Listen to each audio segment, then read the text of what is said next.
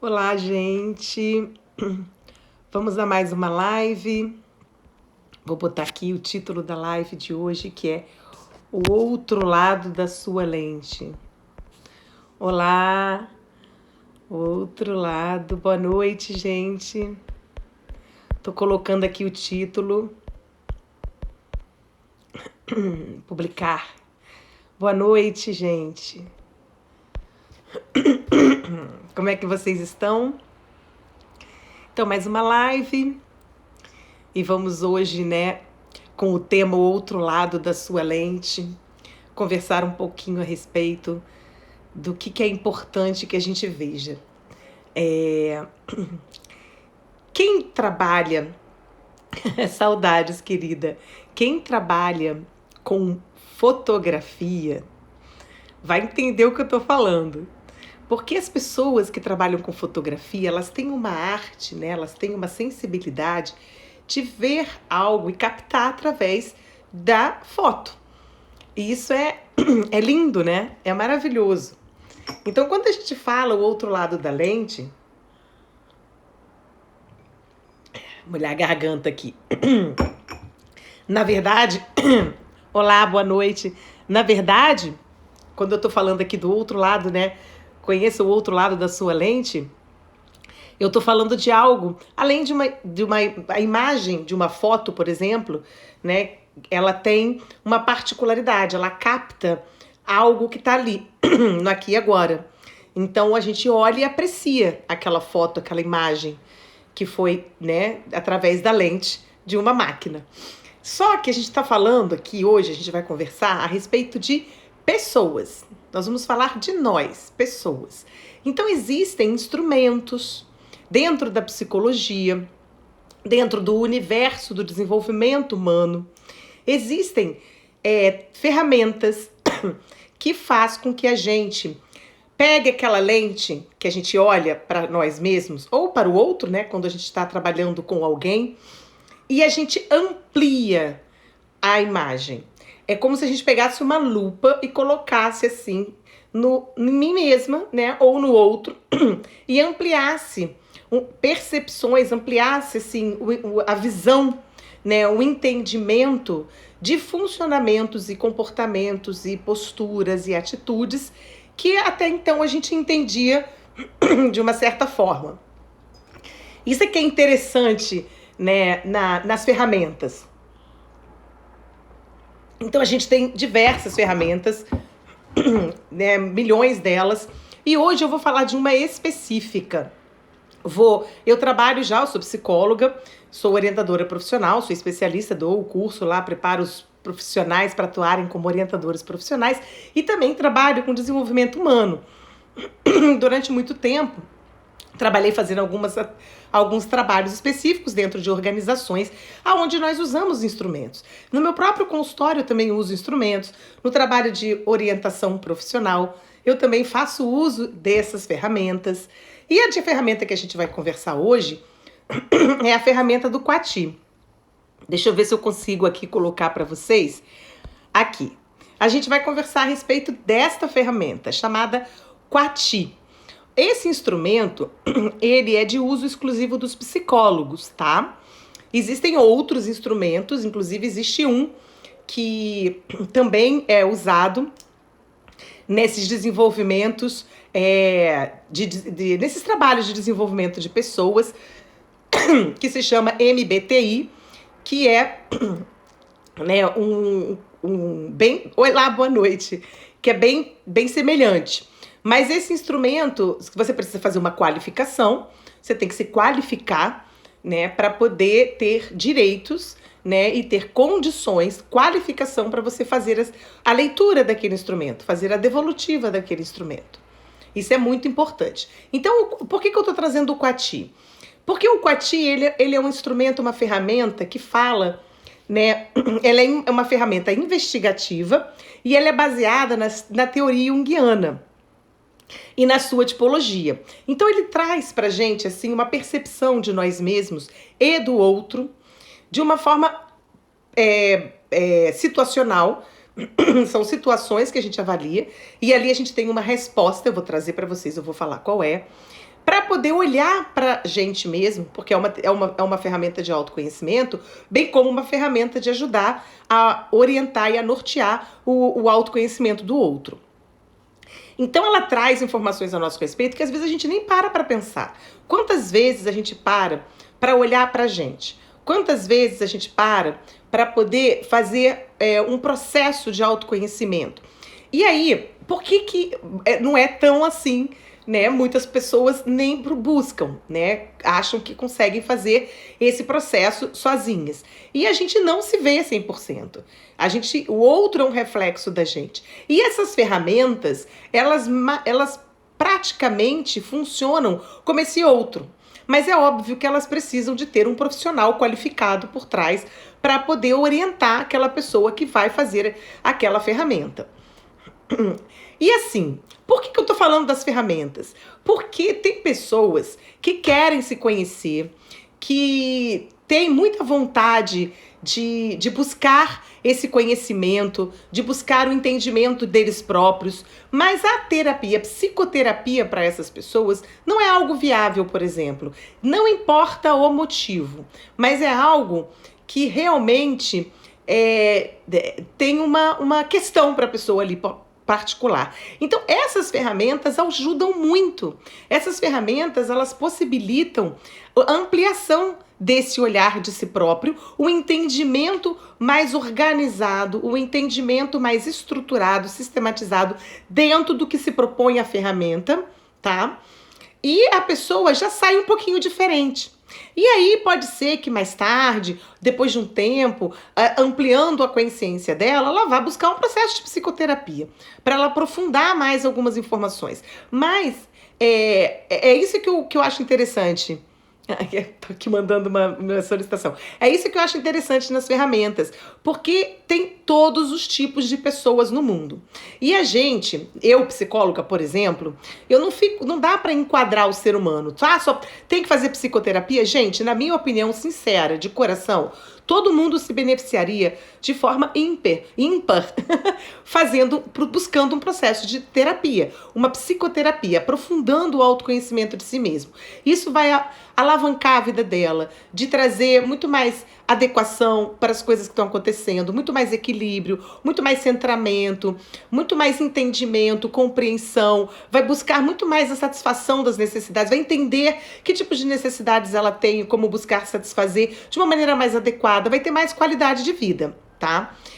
Buscar o entendimento de si próprio, além de outras coisas básicas que todos nós precisamos fazer na vida. Mas essas ferramentas, no caso que eu vou falar do Coati, elas contribuem, mas tem que ser específico para isto, certo? Que é específico para o quê? Dináurea, não entendi a sua pergunta. O Coati, ela é uma ferramenta de contribuição para o autoconhecimento em um aspecto. Tá? Qual é o objetivo dessa ferramenta do Coati? Ela vai definir estilos cognitivos e o comportamento individual.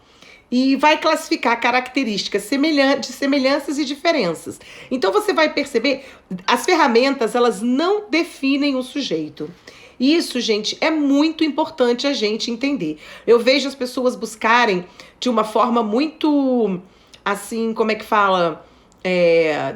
Grande, sabe? Com muito ímpeto, as ferramentas como se elas fossem as únicas que pudessem dar as respostas. Não, as ferramentas, elas ampliam um conteúdo. As ferramentas, elas possibilitam um olhar mais ampliado, um olhar de outra forma, outra lente. Eu vou me ver por outra lente. E aí, quando eu me permito me ver por outra lente, eu consigo compreender determinadas posturas, comportamentos, tanto os meus quanto do outro. Querem compreender as pessoas? Aprendam a se conhecer. A partir do momento que a gente entende determinadas particularidades nossas, a gente consegue, é possível que a gente compreenda as particularidades alheias. E o Coati é um instrumento que possibilita isso, perceber as semelhanças e as diferenças. Não tem certo e errado. Não tem tipo mais importante ou menos importante, ou mais adequado para isso ou mais adequado para aquilo.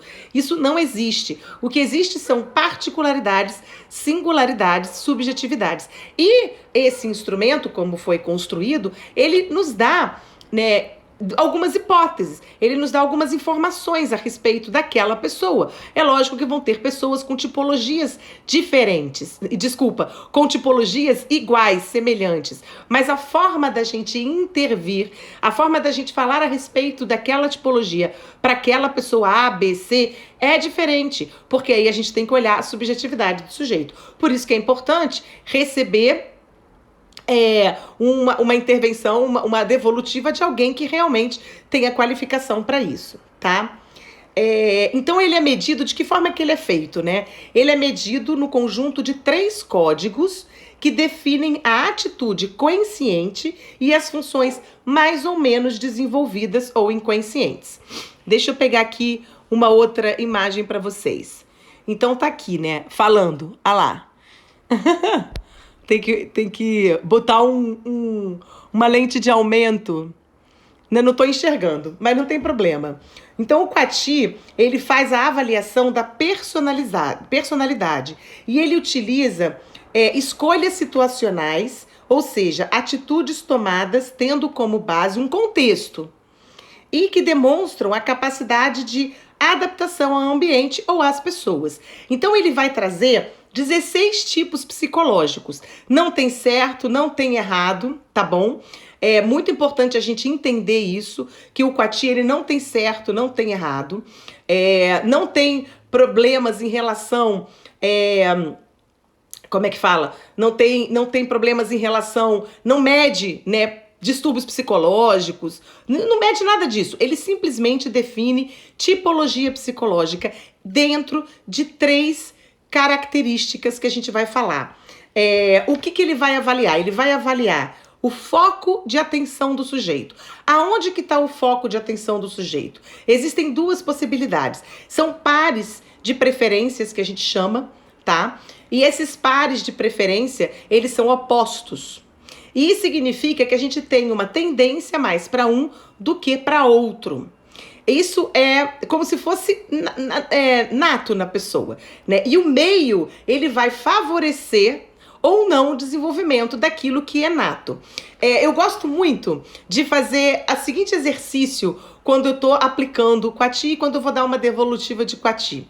Eu peço para as pessoas, se vocês quiserem fazer isso agora, sintam-se à vontade, tá? Eu peço para as pessoas pegarem um papel e uma caneta e a pessoa vai escrever o primeiro nome dela. Vai lá, Magda, escrevi Magda.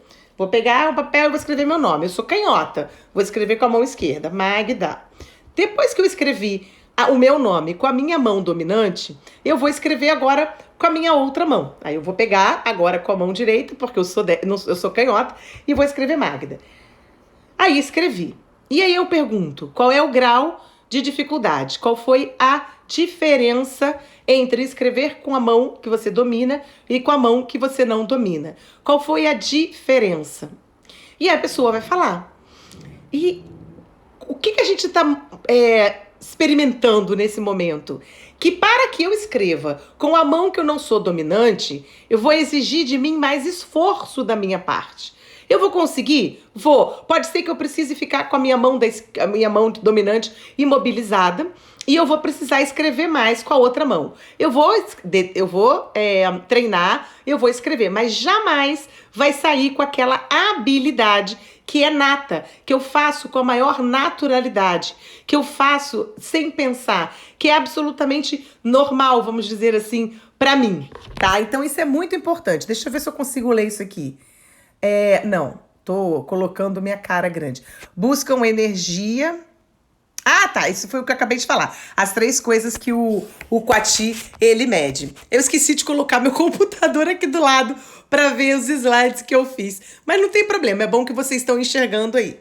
Então, esse slide fala dessas 3 coisas que ele vai avaliar. Então, ele vai avaliar o foco de atenção, aonde que eu coloco a minha atenção. Então, como eu estava falando do exercício de escrever com uma mão e escrever com a outra mão, e como quando vocês fizerem esse exercício, vocês vão perceber o grau de dificuldade de escrever com a outra mão que vocês não têm dominância. Mesmo que uma pessoa tenha treinado e escreva com a mão tranquilamente, com a outra mão, ela vai perceber que existe ali Um grau de dificuldade, sim. Nunca vai ser tão fácil, tão habilidoso, tão natural como se você escrevesse com a outra mão. Esse é o Qati. A gente tem duas preferências, elas são opostas. A gente possui todas essas preferências dentro de nós, mas o instrumento, ele vai mostrar aquelas que são a que a gente, de uma certa forma, traz desde pequenininho, a maneira que a gente vai reagir. Então, qual é o nosso foco de atenção? Primeira coisa que a gente vai avaliar, e eu vou falar de cada um deles separadamente, tá bom? Vou dar exemplos para vocês poderem entender também. Então, lembrando que o instrumento, ele não define o sujeito.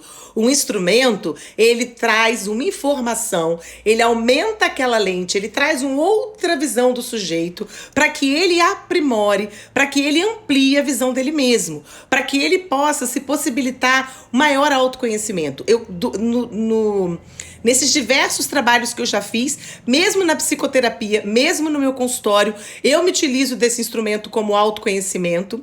Eu forneço isso, eu aplico nos meus clientes, no trabalho com orientação profissional, no trabalho de desenvolvimento de carreira, em vários lugares. Eu vou depois mostrar para vocês as várias possibilidades de uso. A gente vai favorecer o outro a se conhecer um pouquinho melhor dentro desses aspectos, dentro dessas características. A gente não está definindo o sujeito. Isso é impossível. A singularidade, a subjetividade, ela está ali e a gente precisa olhar para o outro desta maneira. Isso é muito importante para que a gente entenda, tá? Porque ele é um instrumento facilitador na comunicação, facilitador de entendimento de nós mesmos, facilitador de trabalhar com desafios, com relações com o outro. Ele vai facilitar em vários segmentos, em várias dimensões, mas ele não define ninguém. Só amplia um pouco mais o autoconhecimento. Ok, gente? Isso é muito importante a gente ficar fixado, ficar conhecido. Porque às vezes eu vejo as pessoas usando ferramentas para contribuir, para colaborar no processo de autoconhecimento, até para aqueles, como eu falei no início da live, tem pessoas que têm muita resistência a um processo psicoterápico, e a gente pode começar um processo de autoconhecimento fazendo uso, aplicando um instrumento como esse, dando para o outro aquele gostinho do entendimento dele. Quando a gente faz, eu uso outros instrumentos também, faço interlocução com outras ferramentas que são bem interessantes também. E é impressionante quando as pessoas ouvem a gente falar a respeito do resultado daquele instrumento que a gente aplicou, e fala assim: meu Deus, você tem bola de cristal, meu Deus, como é que você me conhece? Meu Deus, é isso mesmo, poxa vida, que bom, agora eu consigo me entender. Quando eu trabalho com os adolescentes, no trabalho de orientação profissional, por exemplo, eles adoram esse instrumento, e eles falam: eu vou mostrar para minha mãe. Eu, inclusive, até trago para dentro do trabalho de orientação profissional a possibilidade, se assim eles quiserem, de também aplicar neles o Qati, por exemplo, para eles poderem trabalhar as diferenças e as semelhanças entre eles dentro de uma família, dentro de um trabalho de psicoterapia, de casal, enfim, mil e uma possibilidades, inclusive na própria educação. E então essas preferências que elas são opostas, então existem três códigos, como ele está falando aqui. Então existem três pares que vão medir essas três coisinhas aí que a gente vai ver um por um. A segunda coisa é de que forma eu prefiro receber informação, como eu busco informação no mundo e de que forma eu gosto de receber informação.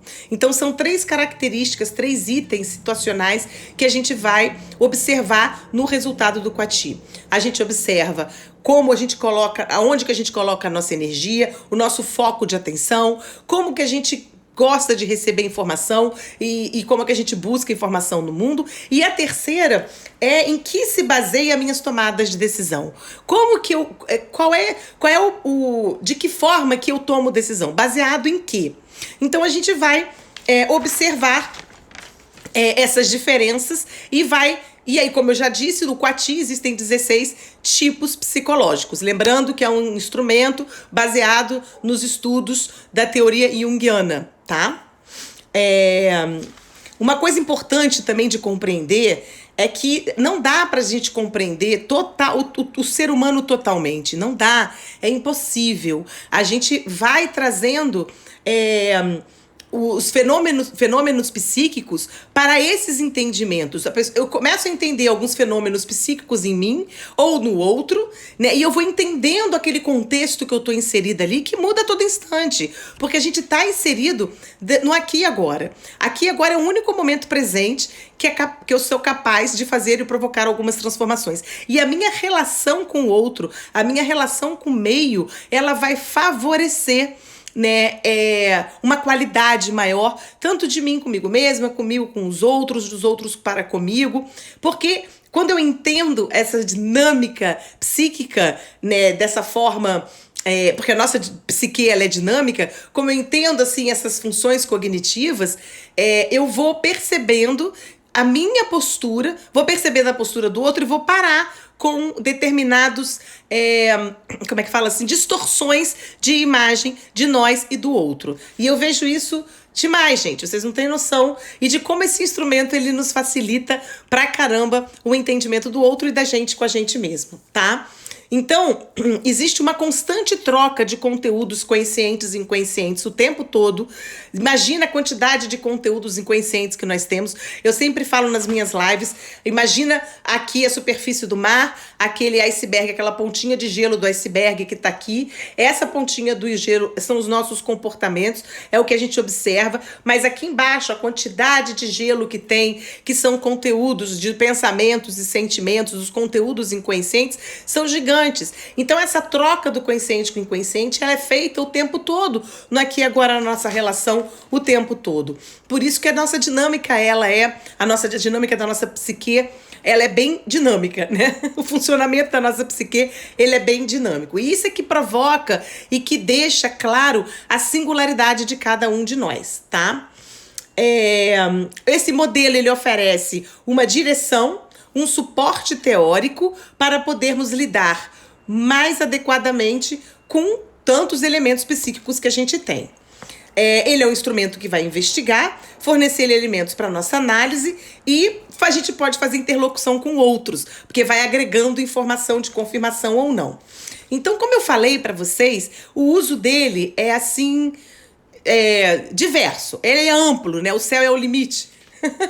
Então ele pode ser usado na clínica, na psicoterapia, como eu mesmo faço, individual, em grupo, casal, família. Segundo aqui a teoria, né, a fundamentação teórica dele, a partir do 8º ano, por exemplo, do ensino fundamental, a gente pode aplicar esse instrumento, que já vai dando uma noção daquele sujeito um pouco sobre ele mesmo, para ele começar a se compreender, principalmente nesse período da adolescência, que é tão importante. A gente pode usar em seleções profissionais, a gente pode usar em organização, em grupos de trabalho, para favorecer esses grupos de trabalho, em avaliação profissional, pode detectar e auxiliar a solução de conflitos, seja em que âmbito for, casal, família, organização, equipe, grupos de trabalho, como é que fala? De uma equipe onde você tem ali um gerente, algum colaborador, alguma coisa, você pode trabalhar, né, essas relações de superiores para inferiores, sei lá como é que a gente pode dizer o nome. A gente pode trabalhar o favorecimento do entendimento das pessoas dentro dos grupos, das organizações, para que haja uma eficiência naquele trabalho. O treinamento empresarial também ele é muito usado. Ensino e aprendizagem deveria ser utilizado. É uma pena que não percebo isso dentro das instituições escolares, mas seria de um ganho para os professores e os pais poderem compreender e facilitar e colaborar com o processo de ensino-aprendizagem daqueles jovens. Na orientação profissional, como eu já falei, também é muito usado. Ele também norteia determinadas tipologias, favorece determinadas atividades ocupacionais. Aí você começa a entender muita coisa, compreender bastante coisa. Em aconselhamento familiar, como eu também já estava falando. E aí a gente tem uma série de usos dele. Aí a gente tem aqui as características, que ele não julga, não há tipo bom ou tipo ruim. E nenhum tipo é melhor que o outro. Isso é muito importante a gente saber, tá? Ele não mede habilidades. Ele não é usado para diagnosticar problemas psicológicos, como eu falei. Pode acelerar decisões importantes que às vezes procrastinamos em razão de dúvida. Sim, Dináurea, ele favorece bastante. Às vezes você vai entender, será que eu estou procrastinando porque eu tenho dúvida ou por alguma característica que eu vou falar aqui de cada parzinho de preferência para vocês entenderem. Identifica preferências pessoais, porque a gente olha para a mesma situação, daquela realidade que está ali, para a mesma situação de formas opostas e diferentes. Não tem certo e errado. Tem um funcionamento cognitivo aí por trás que faz com que a gente olhe as coisas de formas opostas. E pode ser complementar, um pode ajudar o outro. Lembrando que todos nós temos, todas elas, só que tem uma que é aquela coisa de eu escrever com a mão que flui. E a outra vai exigir de mim um esforço maior, tá? Usamos como uma preferência por vez, isso é verdade. A combinação das preferências caracteriza o tipo psicológico, que aí é a combinação dessas letrinhas que vocês vão ver. Preferências são inatas, a gente nasce com elas e o meio vai poder facilitar, alavancar ou impedir o desenvolvimento delas. Então vamos lá para a nossa primeira. Deixa eu ver se eu vou colocar o slide certo. Não? Isso, esse é o slide certo. Então, o primeiro resultado, né, que leva, aonde a gente coloca a nossa energia, aonde a gente dá foco, dá atenção na vida. Então, esse primeiro parzinho de preferência, a gente chama de extroversão e introversão. É o famoso E e I, tá? Naquele instrumento que eu falei no início da live, chamado MBTI, que é o Myers-Briggs Type Indicator, que tem o Step 1 and 2, tem o tipo 1 e o tipo 2, que o tipo 2 ele é muito mais completo, e o tipo 1 ele é bem semelhante ao Quati, só que tem mais um par de preferência, então são 4 pares. Para que vocês saibam utilizar esse instrumento e possam usar, vocês têm que fazer uma qualificação para usar. O MBTI, as pessoas podem fazer a qualificação e aplicar esse instrumento.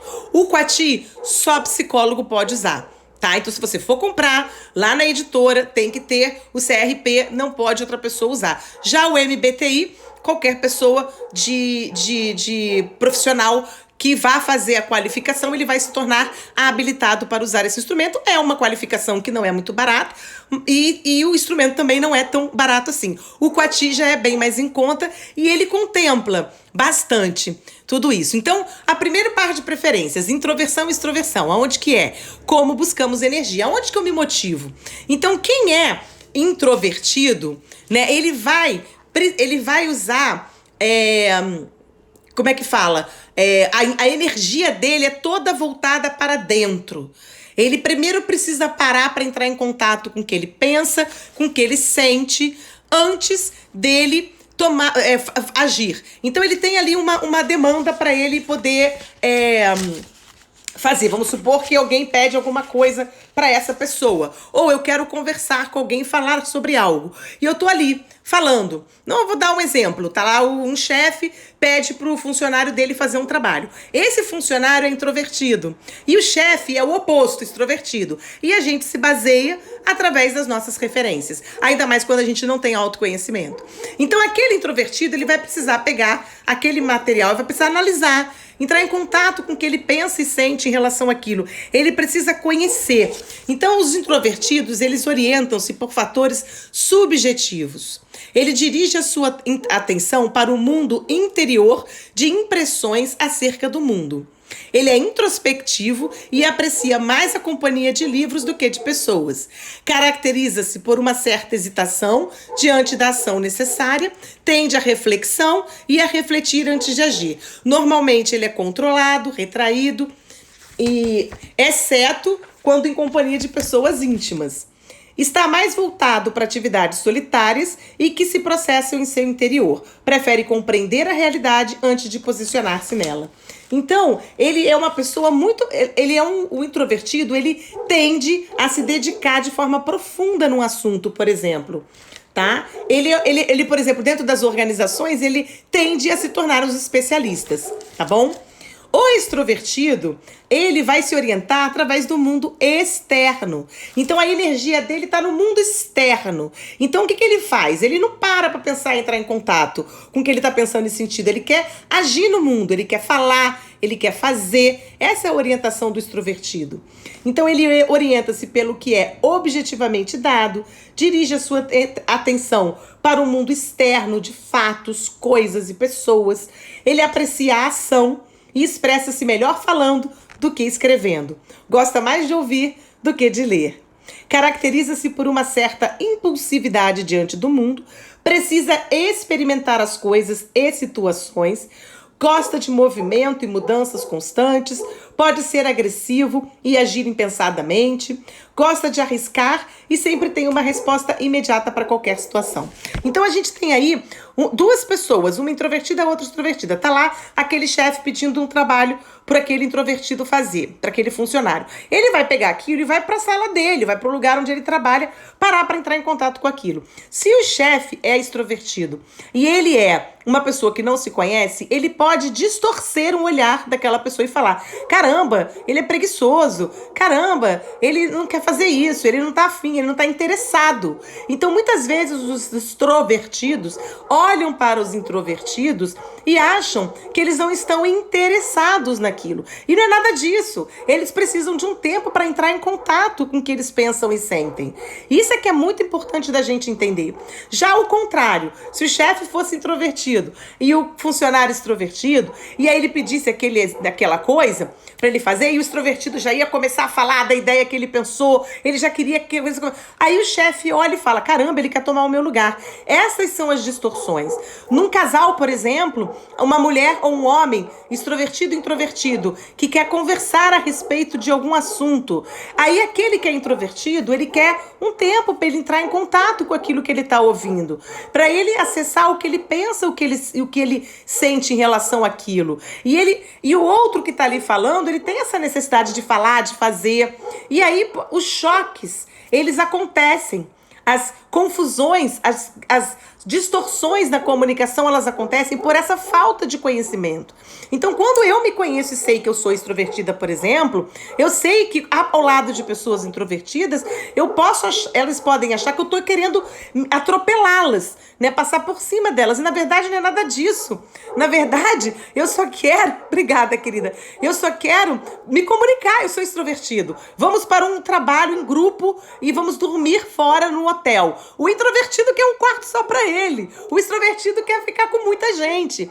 Então, essas diferenças são cognitivas, são funções que a gente olha. Jung foi muito, muito feliz quando ele desenvolveu essa teoria, e quem desenvolveu o instrumento também, porque traz o entendimento dessas semelhanças e diferenças, e a gente tem uma oportunidade belíssima de poder olhar pra gente, olhar pro outro de uma maneira, de um outro lugar, de uma maneira muito mais confortável, muito mais de compreensão, para as coisas fluírem, né? Para as coisas acontecerem. Quando a gente faz trabalhos em grupo, avaliações em grupo, você vai ver ali os extrovertidos querendo participar, as coisas em grupo para ele vai ser muito mais tranquila. Já os introvertidos vão ter uma dificuldade muito grande de se posicionar, de se colocar. Então, lembra da mão esquerda e da mão direita? Ou a mão dominante e a mão não dominante? A gente tem todas as preferências dentro de nós. Mas aquela que é nata, vamos dizer assim, que é natural para mim, eu faço com muita habilidade. Mas aquela que eu não tenho habilidade, o que vai acontecer? Vai exigir de mim um esforço maior. Então, quando eu compreendo a minha tipologia, quando eu percebo, e ainda temos, né, uma particularidade desse instrumento, da ferramenta, que não vai dar tempo de eu falar dele todo aqui, tá, gente? Tô só mostrando para vocês como é interessantíssimo, como é maravilhoso, e que a gente pode buscar um autoconhecimento através dessas ferramentas também, com um profissional qualificado, para que a gente entenda melhor a gente. Então, assim, eu posso trazer uma ampliação da minha postura diante da minha vida e parar de ter determinadas dificuldades, né, de saber me lançar em determinados desafios. Então, quando eu tô ali num lugar que eu sou extrovertida, que eu falei, tem uma particularidade da clareza, do índice de clareza, tá? Que tem do mais leve ao maior. Então, o índice de clareza, ele ajuda a ver o quanto que a gente atua daquela maneira. Então, se eu sou uma extrovertida muito, com índice de clareza alto, o que vai acontecer? Eu vou ter muito mais dificuldade de agir de maneira introvertida em situações que exigiriam de mim, que seriam muito mais eficiente, muito mais adequada ao resultado para eu me introspectar, para poder entrar em contato com aquilo, que eu preciso, às vezes, me calar numa situação de um contexto qualquer. Já o introvertido que precisa falar, e se ele for um introvertido com índice de clareza muito alto, ele vai ter muito mais dificuldade. Então, não tem certo e errado. Tem as situações em si e a nossa tipologia que favorece ou não. E isso vai exigir da gente um esforço maior de atuar em determinados cenários, tá? Então, esse conhecimento, você percebe? Eu já falei de uma preferência. Olha como é que dá pra gente, assim, uma luz, né? Amplia a nossa visão, amplia, assim, as possibilidades no mundo, de ação no mundo, né, gente? É bem importante. Então, agora a gente vai para ao segundo par de preferências, que a gente chama, deixa eu ver se é esse aqui. Isso, que a gente chama aqui no Quati de SS e IN. O SS a gente chama de sensação, e o IN a gente chama de intuição. Então, essas preferências, elas vão atuar onde? Como buscamos informação. É a nossa percepção da realidade. Quando eu entro num lugar, eu percebo, eu observo o lugar. Então, eu estou captando informação desse lugar. Quando eu vou ler algo, ou quando vem alguém me falar algo, eu vou ouvir uma aula, eu vou, né, ouvir uma live, eu vou ouvir um YouTube da vida. Quando eu vou assistir uma aula, ou quando eu estou lendo algo, ou quando eu estou observando, porque eu estou captando informação, existem duas formas opostas de captar e de buscar essa informação no mundo. A gente chama de sensação e de intuição. Então, os intuitivos, como é que eles funcionam? Ele parte do que está percebendo no momento, mas esta não é a sua preocupação. Está mais interessado nos significados, nas relações e nas possibilidades futuras inerentes ao que está percebendo. Ele observa o todo e não as particularidades de uma situação. As linhas de direção ou ideias gerais subjacentes aos detalhes aparentes e ordenados. Busca novas soluções, novas estratégias para os problemas e tende a farejar possibilidades e a ter atitudes imprevisíveis.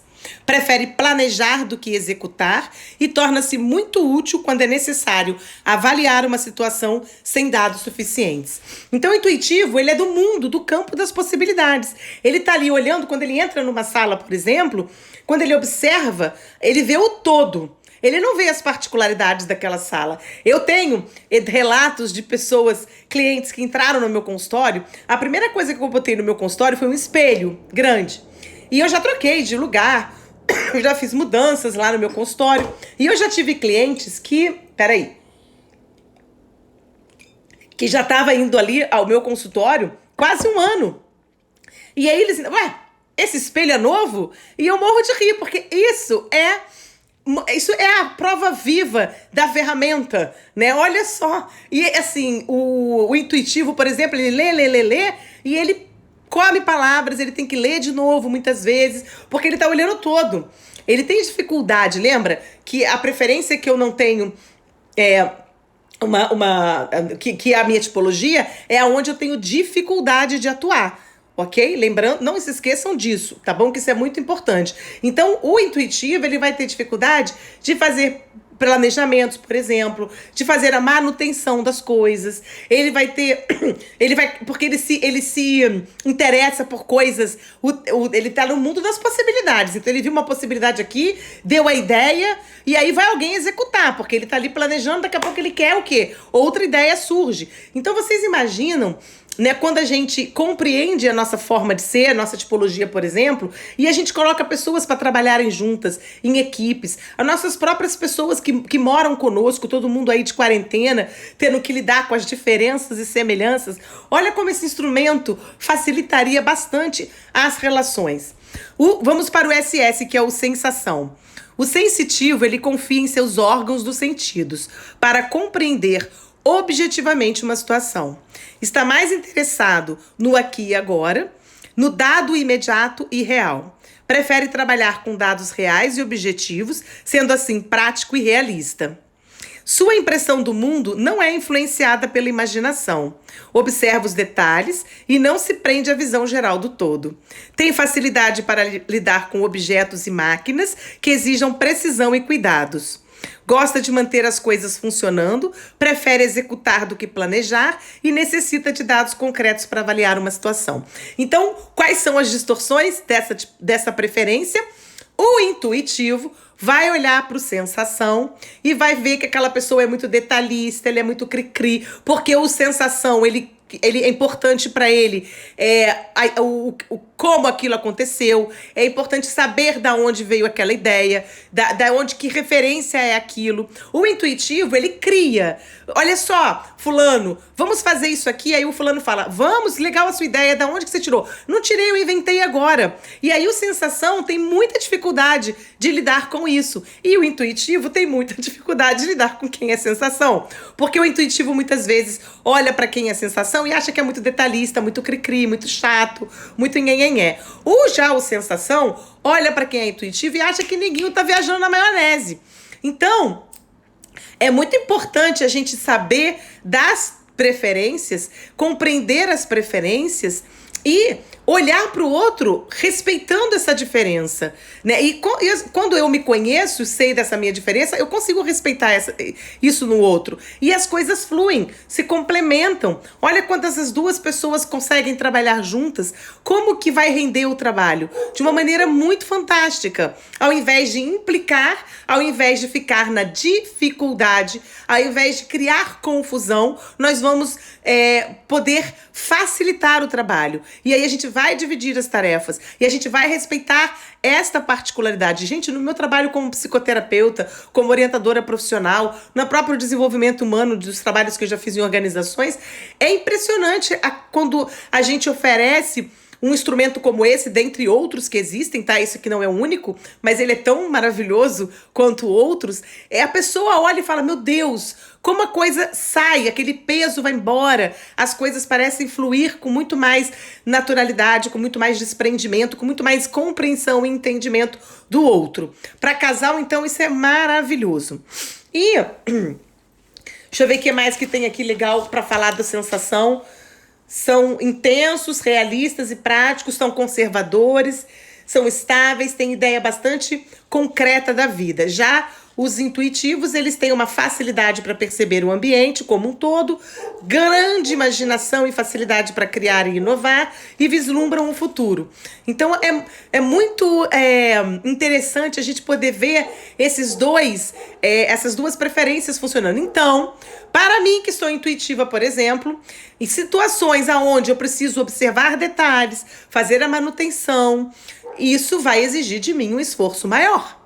Já uma pessoa que é mais conservadora, que é mais detalhista, ela entender o todo e olhar o todo, ela vai ter muito mais dificuldade de ir para esse mundo das possibilidades, tá? E vamos para a terceira, que vai falar de em que eu me baseio para tomar decisões. Então, a gente tem aqui para organizar informações, tomada de decisão. Então, a gente tem o famoso PS, que a gente chama de pensamento, e o ST, que a gente chama de sentimento. Aqui é muito importante a gente entender, né, que aqui não se trata da pessoa ter sentimento ou não, ok, gente? Isso é função cognitiva. Então, trata de em que ela se pauta, em que ela se baseia para tomar uma decisão. Tá bom? Então, quem é pensamento vai tomar uma decisão pautado... cadê o pensamento? O reflexivo, que são as funções avaliativas. Está atento à causalidade lógica dos seus atos e dos eventos. Ele inclui na sua avaliação os prós e o contra de uma mesma situação e busca um padrão um padrão objetivo da verdade. O pensamento, ele está na lógica, na objetividade. Gosta da organização e da lógica, baseando sempre seu julgamento em padrões universais e coerentes, ao invés de valores pessoais. Voltado para a razão, muitas vezes mostra-se frio em seus julgamentos, porém consegue uma análise isenta de julgamentos pessoais e de significado geral. Então, na hora de tomar uma decisão, quem é pensamento vai olhar para a lógica, para o fato em si. É isso que ele vai levar em consideração. Por exemplo, para quem é pensamento, as regras, elas são gerais. As regras, existe uma regra, todo mundo tem que seguir aquela regra. Já o sentimento, né, o sentimento para Jung, como ele fala aqui, não deve ser confundido com emoção. Então, não é a pessoa sentir. Quem é pensamento sente, quem é sentimento sente. Tá? Quem é sentimento pensa e quem é pensamento sente. Então, não é por aí. É uma análise lógica e objetiva da situação ou pensamento. E a análise do sentimento vai para uma dimensão valorativa das pessoas e coisas. Um valor pessoal e não geral como pensamento. O sentimental, ele toma decisões com base em seus próprios valores pessoais ou de outras pessoas. Ele dá importância aos valores das pessoas, mesmo que essas decisões não tenham lógica e objetividade alguma. Sempre vai levar em conta o que sente, o valor, em relação a algo, como também os sentimentos dos outros. Assim, as idiosincrasias humanas são respeitadas. Voltado para as relações pessoais, mostra-se receptivo e bom para lidar com pessoas. Tem forte atração pela história e pelas tradições. Então aqui o pensamento, ele toma a decisão com base no senso de justiça, detém-se a padrões lógicos e coerentes. E o sentimento, ele vai tomar decisões baseado em suas preferências pessoais, eles tendem a dizer a verdade, facilidade para viver em situações informais. Então, um exemplo, pensamento e sentimento. Vamos tomar uma decisão. E temos que eu coordeno uma reunião toda segunda-feira de manhã, e aí o meu chefe chega para mim e fala: a partir da semana que vem não tem mais o horário do coffee break, não vai dar mais para poder fazer o coffee break. A verba para o coffee break acabou. Se eu sou um pensamento, eu vou chegar na reunião como coordenadora, vou pegar a pauta da reunião e falar: gente, vamos pegar a pauta da reunião, antes da gente começar a reunião, eu vou informar vocês que a partir da semana que vem não temos mais o coffee break. Vamos à pauta da reunião. Decisão lógica objetiva, clara. O sentimento já começa a sofrer antes da reunião, pensando como que as pessoas vão se sentir sem o coffee break, que é um momento de descontração, blá, blá, blá, blá, blá, blá. E aí ele já vai trazer algumas soluções, ou ele vai chegar e vai colocar isso como uma pauta da reunião.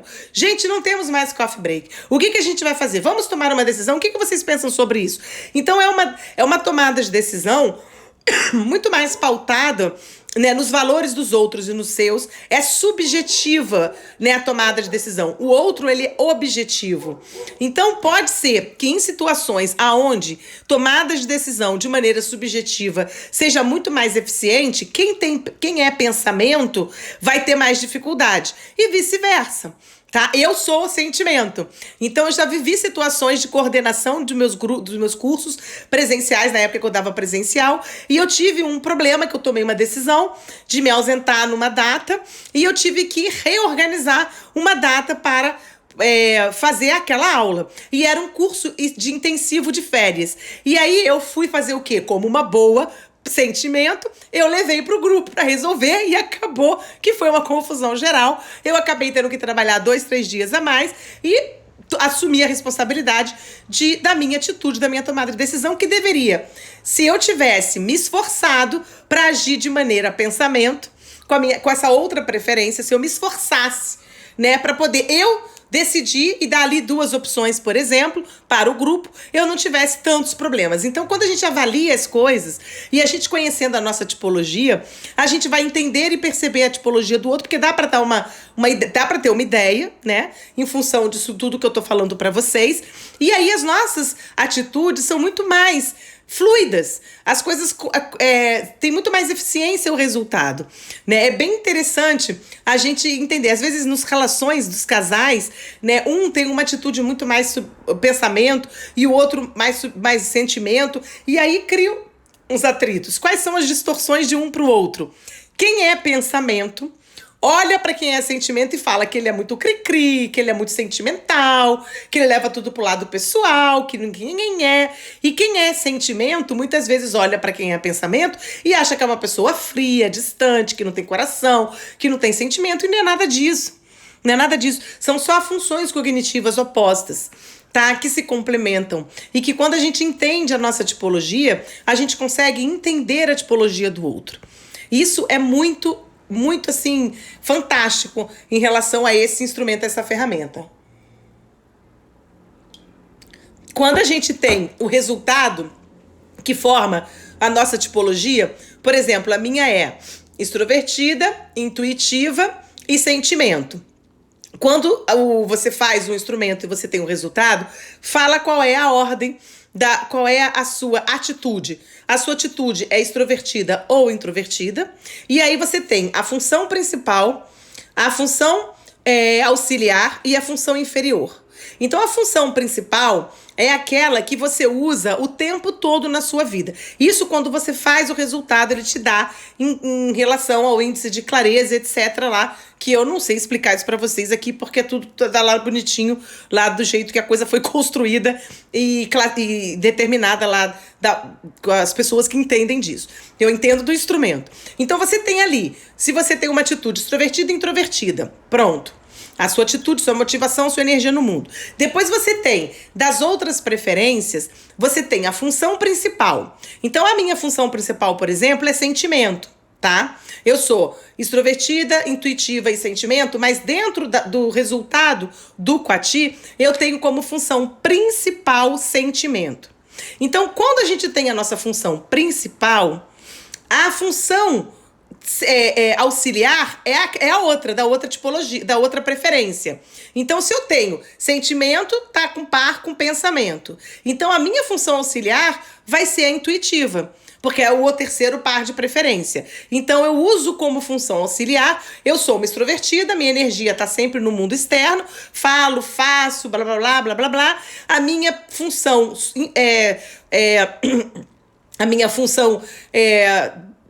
esqueci o nome.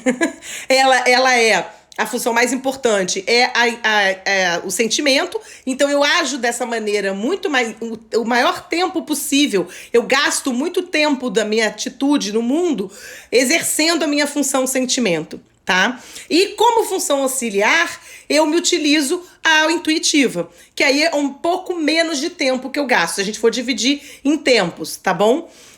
É um desenho do cara subindo. Tô ali andando, fazendo uma caminhada num lugar reto. Tô usando a minha função minha função, que é a função que eu mais utilizo, que é o sentimento. Aí eu preciso começa a subir uma ladeirinha. Significa que eu tô usando a minha função auxiliar, que é a intuitiva. E função inferior, esse termo ele é usado. Qual é a função inferior das pessoas? A função inferior das pessoas é a função oposta à função principal. Então, se a minha função principal é sentimento, a minha função inferior é pensamento. E aí, o que significa função inferior? Significa que ela atua, que ela aparece, que ela se expressa naqueles contextos onde eu me sinto pressionada, eu me sinto sob pressão, eu estou desequilibrada. Então, toda vez que tem um evento que me desestrutura e que me deixa... Eu estou me sentindo sob pressão, tá? Eu tô aqui me sentindo sob pressão. Eu automaticamente entro na minha função inferior, que aí é aquele aspecto negativo daquela preferência. E aí, uma dica, né, que a gente tem do instrumento é para que eu saia... E aí, a sensação que você tem é que você não é você. A sensação que você tem é que você é um estranho. Cara, eu não sou assim, eu não ajo dessa maneira, eu não entendo por que eu tô fazendo isso. Saiba que algum evento gerou em você um estresse ou você está se sentindo sob pressão. Automaticamente você vai acionar a sua função inferior e é aquela atitude que você não está acostumada a ter. É uma coisa como se não fosse você, não é o que você está acostumado, sua função principal. E aí você para e já sabe. Caraca, eu tô na minha função inferior. Sabedor que tá na função inferior, você usa a função auxiliar para te ajudar a sair. A gente tá falando de processo cognitivo. Então tudo é mente. Tudo é a forma como eu percebo a realidade. Tudo é a forma como eu me percebo. Então o autoconhecimento, ele nos favorece. Esse instrumento, que é um instrumento de autoconhecimento, ele nos favorece, inclusive, a sair daquele lugar de estresse, de me sentir pressionado. E isso vai fazer... A própria pessoa aprende a fazer isso com ela. É só ela parar para se perceber e gerar um esforço dentro dela para ela sair desse lugar. Isso é que é importante, né? As pessoas, quando conseguem fazer isso, auxilia muito, muito mesmo, né? Nesse trabalho de autoconhecimento. Então, quando eu me percebo que eu tô fora daquele padrão, tem umas características próprias para cada preferência, a função inferior, né? E é muito extenso, não dá para falar. Aí deixa eu pegar minha função auxiliar, que é um processo mental, mudo meu processo mental, saio da função inferior e volto para minha função principal novamente. E a gente entra no eixo novamente. Então, esse é o Quati, um instrumento, uma ferramenta de autoconhecimento maravilhosa. Existe aplicação online, existe aplicação no presencial. Procurem, se vocês tiverem interesse em conhecer esses aspectos, essas características de vocês. Procure um profissional que tenha qualificação, que saiba aplicar o instrumento, que saiba dar uma devolutiva. Não precisa fazer anos e anos de psicoterapia se você não gosta, se você não se sente à vontade, mas busque se conhecer. Eu resolvi fazer essa live justamente para mostrar as possibilidades que existem na vida, né? A pessoa, ela é muito legal, boa noite, querida, muito legal fazer terapia, é maravilhoso, é importante, é estrutura, ajuda, facilita, você evolui, você cresce, você cria mais adequação na tua vida, você cria mais equilíbrio, você consegue lidar com as dificuldades de um outro lugar. Mas se a pessoa tem muito problema em fazer terapia, vamos aprender a nos conhecer com essas outras ferramentas, porque pode ser que seja um passo depois, mais tarde, para poder fazer uma psicoterapia. Eu já tive vários clientes que me procuraram para fazer orientação profissional, que vinham com uma demanda terapêutica, e aí eu oferecia um trabalho, porque vinham com uma demanda terapêutica, mas a questão estava lá no ambiente de trabalho, por exemplo. E aí eu oferecia esse trabalho de coach de carreira, por exemplo, e quando eu aplicava esses instrumentos, a pessoa se percebia ali, olhando, aí olha para aquilo. Aí eu indicava a terapia, a psicoterapia, e a pessoa muitas vezes procurava. Nossa, quantas vezes eu fiz devolutivas desses instrumentos, e a pessoa foi lá buscar um processo de psicoterapia, porque ela percebeu que ela precisava se aprofundar. Então, quando o profissional é sério, os instrumentos são sérios, existem cursos, qualificações para eles, existem profissionais adequados para eles, a gente consegue favorecer e colaborar com o autoconhecimento de todo mundo. Então, a gente se conhecendo vai ajudar bastante as nossas relações, a gente lidar com os desafios, com as diferenças, com as semelhanças. Isso é tão importante, gente. É importante saber diferenciar o momento que a pessoa está vivendo. Com certeza, com certeza. Eu vejo muita gente determinando certos e errados e não é nada disso. O instrumento, ele tem um objetivo determinado, ele mede algo e ele não define sujeito nenhum, como eu falei antes, tá? Ele só denota aquela lente. Vamos olhar para o outro lado da nossa lente, né? Isso é que é importante, a gente fazer esse exercício, se possibilitar esse exercício. Tá bom, gente? Então, muito obrigada pela participação de vocês. Se vocês acharem que tem alguém que vai poder ter interesse em se beneficiar com essa live, manda lá, que vai estar lá no IGTV. E depois eu vou botar no meu canal do YouTube também, aonde estão todas as minhas lives. Algumas no IGTV e a maioria lá no canal do YouTube. E eu só tenho a agradecer a participação de vocês. Tá bom, gente? Então, vou me desconectar. Um beijo grande. E até quarta-feira, que estarei com a Adriana Pigliasco novamente. Nós vamos falar de LinkedIn. A Adriana é minha querida amiga. Falamos de currículo há umas semanas atrás. Agora vamos na quarta-feira, às 20h30, falar de LinkedIn, tá bom? Beijo, gente. Até daqui a pouco, até quarta-feira. Tchau, gente. Obrigada. Eu que adorei vocês estarem aqui. Não tem problema. Vê lá, Mariane. Depois você vê de novo. Beijo, queridos.